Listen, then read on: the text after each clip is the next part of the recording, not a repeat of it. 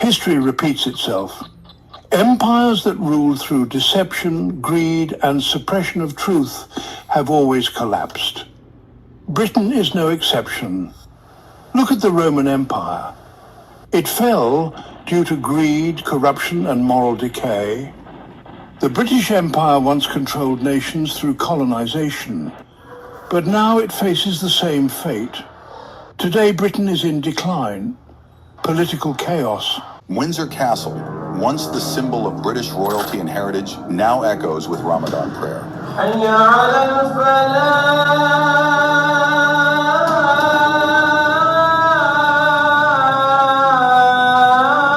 Windsor Castle, a royal residence of Queen Elizabeth, is now a new Islamic prayer room, a striking image of a nation in flux. This isn't just cultural change, it's a political and institutional earthquake. Prime Minister Starmer breaking new ground with a historic iftar at the House of Commons, denouncing the far right and also praising British Muslims and speaking of unity.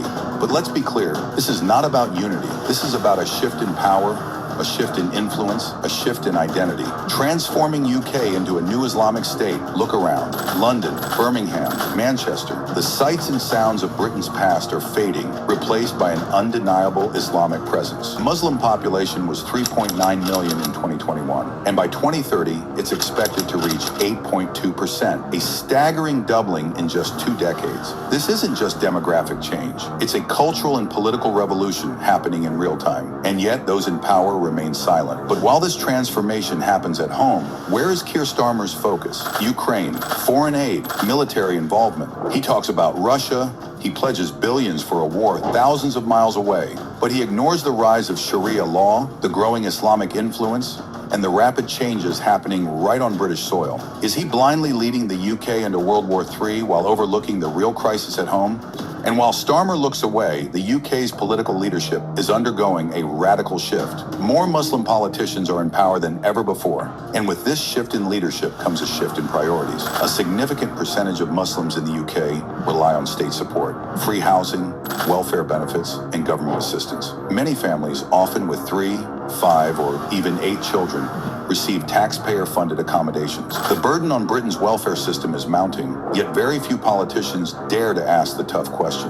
But in today's Britain, merely questioning this reality is branded as hate speech. Reports of rising crime linked to Muslim communities surface time and again, yet they rarely lead to meaningful action. But this is just the beginning. The ripple effects of Islamization run deep and far-reaching. The financial burden on the UK's welfare system is growing as state benefits fund housing, healthcare, and support for a rising number of non-working Muslim families. How sustainable is this? Schools are under pressure to introduce more Islamic-friendly policies, from halal meals to gender-segregated spaces. Why is British education being reshaped to fit Islamic values? Over 80 Sharia courts operate in the UK. Do these undermine British common law? And should religious arbitration have a place in a democratic nation? Christian church attendance is declining while mosques multiply. In some areas, the call to prayer is a daily reality.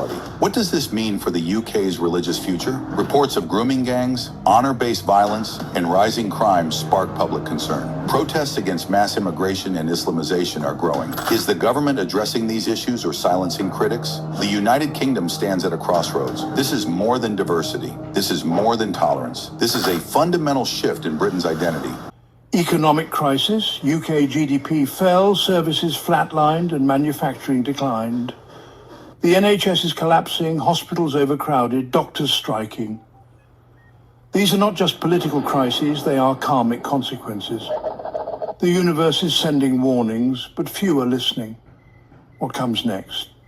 Civil unrest, mass infections and disease, the loss of millions of lives. The collapse is not in the distant future, it has already begun. Now you have a choice. Ignore the signs or prepare. Protect yourself and your community. Step 1, self-awareness. Recognize the warnings of the universe. Step 2, spiritual alignment. Connect with wisdom beyond religion. Step 3, seek truth. See beyond media deception.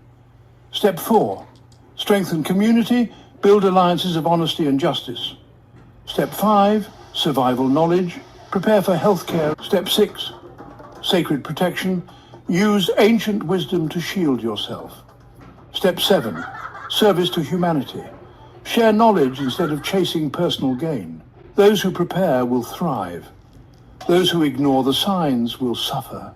Will you wake up, or will you fall with the system? The choice is yours. But remember, the universe always restores balance. Empires fall, truth rises.